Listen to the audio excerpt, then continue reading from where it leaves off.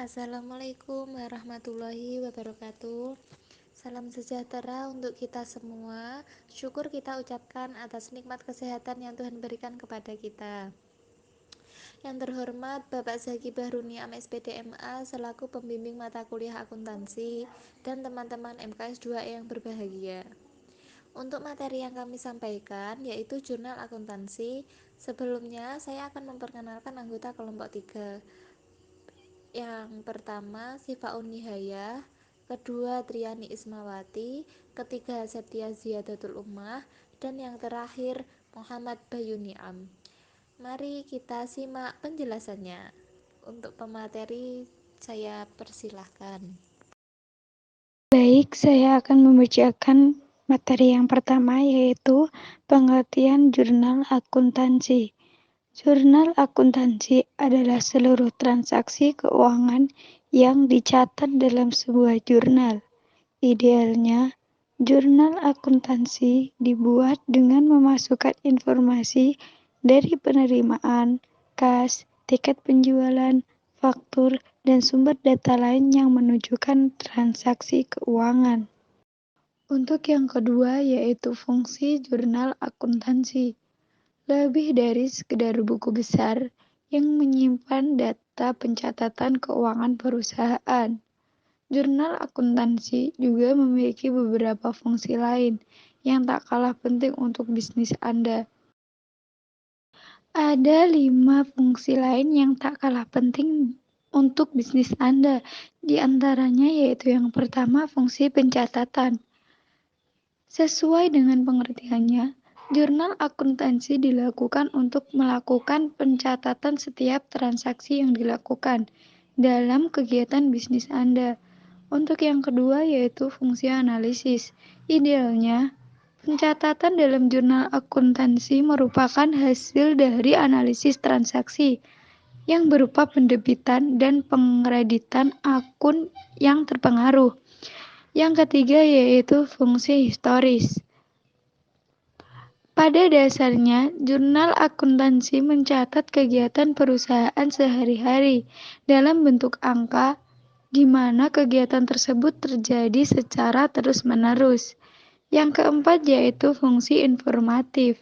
Di dalam jurnal terdapat setiap pencatatan transaksi yang terjadi di dalam perusahaan. Jurnal akuntansi pun dapat berfungsi sebagai penyedia informasi finansial bisnis untuk Anda dan tim. Yang terakhir yaitu fungsi instruksi. Pada jurnal akuntansi, Anda diminta untuk melakukan pendebitan dan pengkreditan akun sesuai dengan catatan transaksi, sesuai dengan fungsi analisis di atas. Materi selanjutnya adalah prinsip dasar jurnal akuntansi. 1. Melakukan identifikasi bukti transaksi keuangan yang dilakukan perusahaan, misalnya seperti nota, memo, kwitansi, faktur, dan sebagainya. Kedua, menentukan akan apa yang terpengaruh dalam transaksi, lalu menggolongkannya dalam jenis modal, harta, atau uang. 3. Melakukan penambahan atau pengurangan terhadap akun yang terkait dengan transaksi bersangkutan. 4. Menetapkan apakah Anda harus melakukan pendebitan atau pengkreditan akun yang terkait dengan transaksi yang terjadi. 5. Mencatat transaksi ke dalam jurnal umum. Materi selanjutnya adalah logika jurnal akuntansi. Maksud dari logika jurnal akuntansi adalah aset sama dengan liabilitas plus ekuitas. Agar bisa memahami logika jurnal, ada 7 komponen yang diikutsertakan dalam penghitungannya, yaitu aset perusahaan, utang perusahaan, biaya usaha, kewajiban perusahaan, modal usaha, ekuitas, dan pendapatan usaha. Contoh, katakanlah Anda membeli sebuah mesin pemanggang roti secara kredit untuk kebutuhan produksi. Maka, logika dari transaksi ini adalah kekayaan perusahaan akan bertambah dengan adanya mesin baru. Tetapi, di sisi lain, utang perusahaan juga bertambah karena ada Anda harus membayar biaya cicilan mesin setiap bulan, sehingga menyebabkan pendapatan perusahaan berkurang. Berikutnya tujuan utama dari logika jurnal akuntansi 1.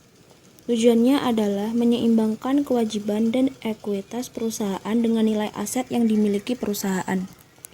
Untuk menghitungnya, ada 3 macam rumus keseimbangan yang bisa Anda gunakan dalam mencari nilai aset tersebut. Yang pertama, A sama dengan L plus E. Yang kedua, A sama dengan U plus M plus P min B. Dan yang ketiga, A plus B sama dengan U plus M plus P. Macam-macam jurnal akuntansi. Beberapa di antaranya seperti 1. Jurnal umum akuntansi. Jurnal umum merupakan tempat untuk mencatat semua transaksi keuangan perusahaan pada periode tertentu secara sistematis. 2. Jurnal khusus. Jurnal khusus adalah jurnal yang dikelompokkan secara khusus sesuai dengan jenis transaksinya.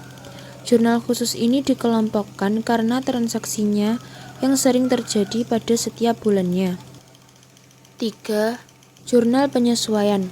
Jurnal penyesuaian ini ialah jurnal yang dibuat pada akhir periode akuntansi untuk membandingkan jumlah yang dicatat apakah sudah sama dengan periode pengakuan yang sama.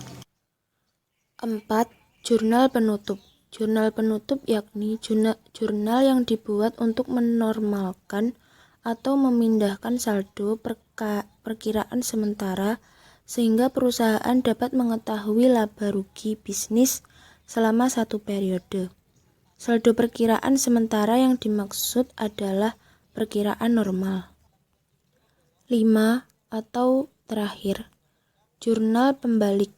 Jurnal pembalik berbeda dengan jurnal penutup. Jurnal pembalik dibuat dengan tujuan untuk mempermudah pencatatan transaksi di awal periode akuntansi. Jadi jurnal pembalik adalah ayat jurnal yang dibuat untuk membalikkan jurnal penyesuaian transaksi tertentu. Sehingga bentuk jurnal pembalik adalah kebalikan dari jurnal penyesuaian.